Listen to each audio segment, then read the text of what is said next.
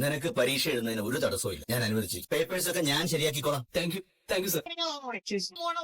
ഇവര് നമ്മുടെ ഡ്രാമയിൽ ഇല്ലായിരുന്നല്ലോ. ഇവരെ ആരാ വിളിച്ചേ? നീ വിളിച്ചാ? Sir police. ഞാൻ വിളിച്ചിട്ട് അവര് വന്നത്. മാഡം ഞാനാണ് വിളിച്ചത്.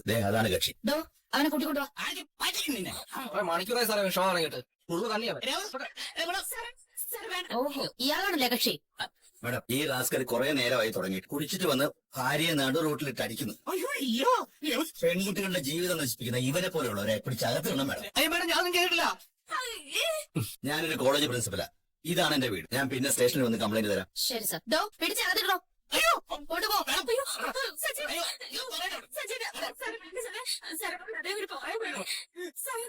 കുടിച്ചിട്ട് നടുറോട്ടിൽ റൗഡി തരം കാണിക്കുന്നോ? എന്തിനാണ് നീ ഭാര്യ തല്ലിയത്? ഞാൻ കുടിച്ചിട്ടില്ല, ഞാൻ തല്ലിയിട്ടില്ല. മേഡം സത്യമായിട്ട് കുടിച്ചിട്ടില്ല. ഞാൻ പറയുന്നത് കേക്ക് വേണം. ഓ, ഭർത്താവിനെ രക്ഷിക്കാൻ നോക്കുന്നോ? നിന്നെ പോലുള്ള പെണ്ണുങ്ങളാണ് ഇവന്റെ ധൈര്യം. ഞാനൊന്നും ചെയ്തില്ല. ഇതിനൊക്കെ പേടിച്ച് പരാതി തരില്ല. അയ്യോ, ഇത് ആക്ടിംഗ് ആണ് മേഡം, ആക്ടിംഗ്. ഇത് അഭിനയോ? ആക്ടിംഗ്? അതെ അതെ അതെ അതെ, എനിക്ക് മനസ്സിലായി. എന്റെ മുന്നിൽ നീ ഇപ്പൊ കുടിക്കാത്തത് പോലെ അഭിനയിക്കും. അല്ല മേഡം, ഇതാണ് ഒറിജിനൽ. ഞാൻ നേരത്തെ അഭിനയിച്ചത്. മര്യാദ വണ്ടി കയറണം. അയ്യോ മാഡം, മാഡം പ്ലീസ് മാഡം, ഞാൻ പറയുന്നത് കേക്ക്. എന്താ ചേച്ചി? എന്താ ഇത്? ചേച്ചി എന്താ? ചേച്ചി അയാളെ കൊണ്ടുപോട്ടെ. കുടിച്ചിട്ടില്ലെന്ന് വെറുതെ പറയുന്നത് ഞാൻ കണ്ടല്ലേ. നീ ഒന്ന് പോടാ, പോയിരിക്ക്. എല്ലാം നീ ഒരാൾ കാരണം. സച്ചേട്ടൻ കുടിച്ചിട്ടില്ല, ഞങ്ങൾ അഭിനയിച്ചതാടാ. അഭിനയിക്കേ? എന്തിന്? നിന്നെ പരീക്ഷ എഴുതിക്കാൻ പ്രിൻസിപ്പലിനെ കൊണ്ട് സമ്മതിപ്പിക്കാൻ വേണ്ടിട്ട്. നിനക്ക് നല്ലത് ചെയ്യാൻ വേണ്ടി ഇപ്പൊ സച്ചേട്ടൻ അകത്തായി. ഇതെന്നോട് നേരത്തെ പറയണ്ടേ? ഇനി എന്ത് ചെയ്യും? ചേച്ചി പേടിക്കണ്ട, സ്റ്റേഷനിൽ പോയിട്ട് സത്യം പറഞ്ഞാൽ മതി. ചേച്ചി വാ. സാറേ ഞാൻ കുടിച്ചിട്ടില്ല, എന്നെ കണ്ടിട്ട് മനസ്സിലാവുന്നില്ലേ? പിന്നെ ഞങ്ങൾ നേരിട്ട് കണ്ടതോ? നടു റോഡിൽ കുടിച്ച് കൂത്താടുകയല്ലായിരുന്നോ? എന്റെ പൊന്ന് സാറ്, ഞാൻ പറഞ്ഞില്ലേ അത് ചുമ്മാ അഭിനയിച്ചതാ. ഞാൻ കുടിച്ചിട്ടില്ല. വേണമെങ്കിൽ ആ മെഷീനില്ലേ അത് വെച്ച് എന്നെ ഒന്ന് പരിശോധിച്ചോ. അതിന്റെ ആവശ്യമില്ല, നീ എന്ത് പറഞ്ഞിട്ടും കാര്യമില്ല. അവിടെ നിൽക്കേ, എന്നിട്ട് വിശ്വസിക്കുന്നു. മാഡം, സാറകത്തുണ്ട്, ചെന്നോളൂ. സാർ, സാർ, ഞാൻ സച്ചേട്ടന്റെ ഭാര്യ. അദ്ദേഹം ഒരു തെറ്റും ചെയ്തിട്ടില്ല. തെറ്റിയതട്ടല്ലോ. കുടിച്ച് ബോധം കിട്ടാൻ നിന്നെ അടിച്ചെന്നല്ലേ പറഞ്ഞേ? സർ, ഇവൻ എന്റെ അനിയനാ. കുറച്ചു നാൾ ഇവന് കോളേജിൽ പോകാൻ പറ്റിയില്ല. അറ്റൻഡൻസ് ഇല്ലാത്തതുകൊണ്ട് പരീക്ഷ എഴുതാൻ കഴിയില്ല എന്ന് പ്രിൻസിപ്പൽ പറഞ്ഞു. ഞാനും സച്ചേട്ടനും കൂടി പ്രിൻസിപ്പലിനെ പോയി കണ്ടു, സംസാരിക്കാൻ ചെന്നു. പക്ഷെ അദ്ദേഹം ഞങ്ങളോട് സംസാരിക്കാൻ കൂട്ടാക്കിയില്ല. അതുകൊണ്ട് അദ്ദേഹത്തിന്റെ മനസ്സ് മാറ്റാൻ വേണ്ടി ഞങ്ങളൊരു ഡ്രാമ കളിച്ചതാ. കുടിച്ചതായിട്ട് സച്ചേട്ടൻ അഭിനയിച്ചതാ. അതുകൊണ്ട് പ്രിൻസിപ്പൽ ഇവനെ പരീക്ഷ എഴുതാൻ വിടുമെന്ന് കരുതി. എനിക്ക് വേണ്ടിയാ സാർ അദ്ദേഹം അങ്ങനെ ചെയ്തത്.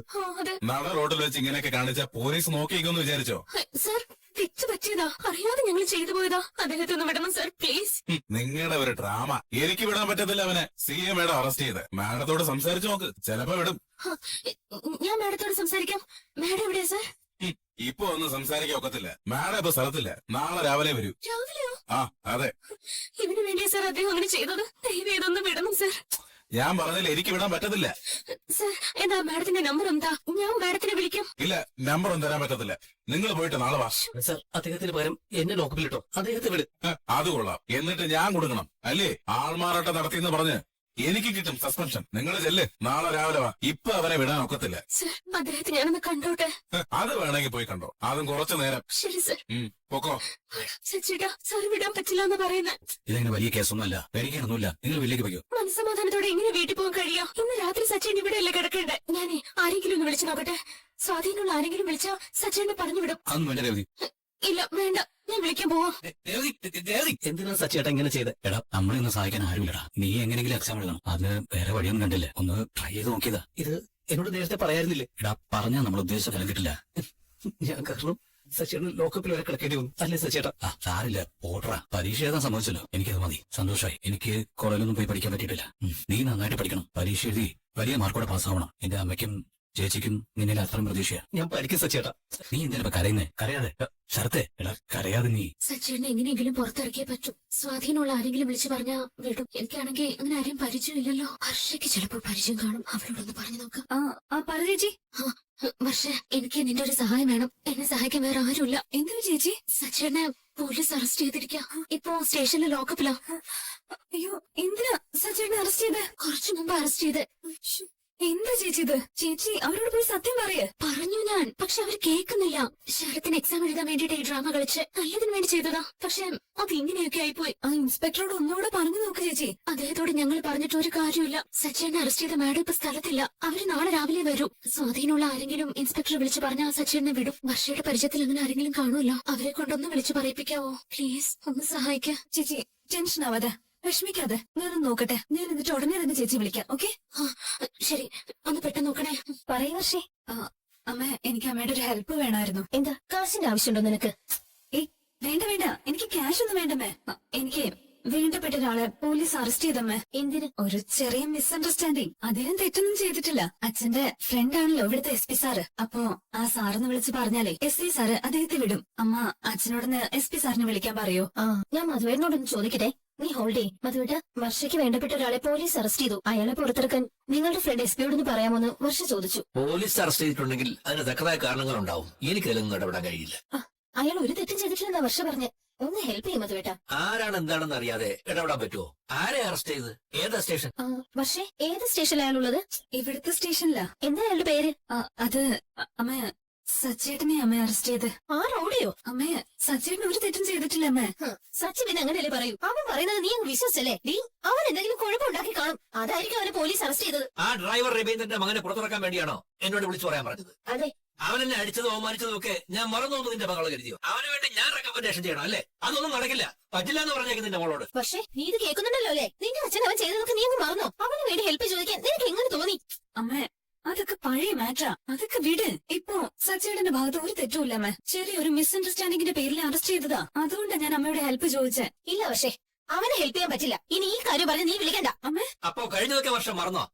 ഞാൻ അവനെ പുറത്തിറക്കണം അത്രേ. അവനെ പിടിച്ച് അകത്തിടുന്നതിനെ കുറിച്ചാണ് ഞാൻ ആലോചിച്ചുകൊണ്ടിരുന്നത്. ഇപ്പൊ ഞാൻ ഇടപെടാതെ തന്നെ സംഭവിച്ചു. കിടക്കട്ടെ അവനോടെ. ഇപ്പൊ ഹെൽപ്പ് ചെയ്താ നമുക്ക് പിന്നീട് അത് പ്രയോജനപ്പെടുമായിരുന്നു. പിന്നീടുള്ള കാര്യങ്ങളൊക്കെ അവിടെ നിൽക്കട്ടെ. ലോക്കപ്പിലിട്ട് അവന്റെ കൈയും കാലും തല്ലി എടുക്കണമെന്ന് വേണമെങ്കിൽ ഞാൻ വിളിച്ചു പറയാം. അതൊന്നും വേണ്ട മധുവേട്ട, പ്രശ്നമാവും.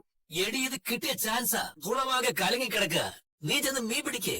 മനസ്സിലായില്ല. നീ ചന്ദ്രമതിയുടെ വീട്ടിലേക്കൊന്ന് ചെല്ല്.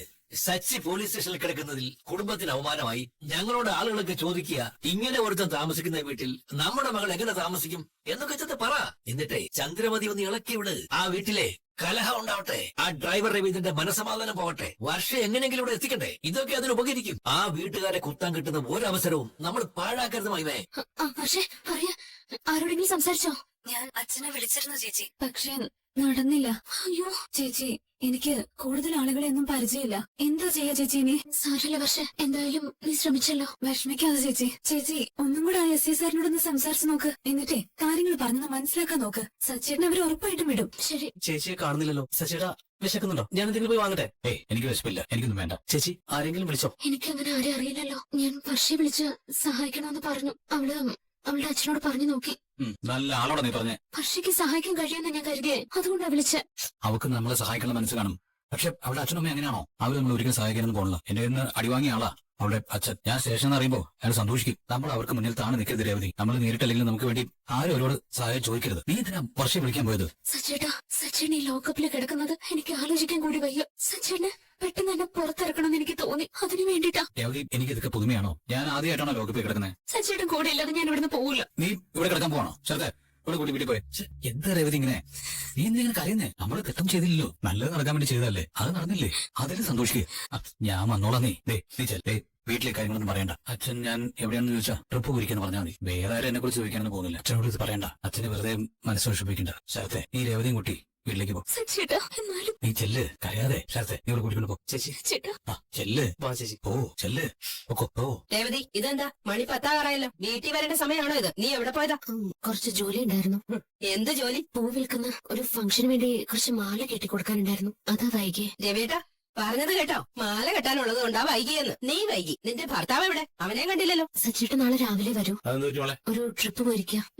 എവിടേക്കാ ട്രിപ്പ് പോയത്? പോലീസ് സ്റ്റേഷനിലേക്കോ? നീ ഫംഗ്ഷന് മാല കെട്ടി കൊടുക്കാൻ പോയതും പോലീസ് സ്റ്റേഷനിലാണോ? ഇവള് കള്ളം പറയാത്ത സത്യസന്ധയായ പെണ്ണാണെന്നല്ലേ നിങ്ങൾ പറയാറ്? എല്ലാരും ഇവളെ കണ്ട് പഠിക്കണമെന്നും പറയാറുണ്ട്. വേറെ എവിടെയും പെണ്ണില്ലാത്ത പോലെ നിങ്ങൾ തേടി പിടിച്ചു കൊണ്ടുവന്ന മരുമകളല്ലേ? ഇവള് മാല കെട്ടാൻ പോയി, അവൻ ട്രിപ്പ് പോയി. ഇതുപോലെ എത്ര നുണകൾ പറഞ്ഞ് നമ്മളെ പറ്റിച്ചിട്ടുണ്ടാവും. അമ്മേ, സച്ചിയുടെ എന്താടി അവൻ പോലീസ് സ്റ്റേഷനിൽ ലോക്കപ്പിലുള്ളതെന്ന് പറയാൻ വിഷമമുണ്ടോ? എന്തോന്നും പറയാം.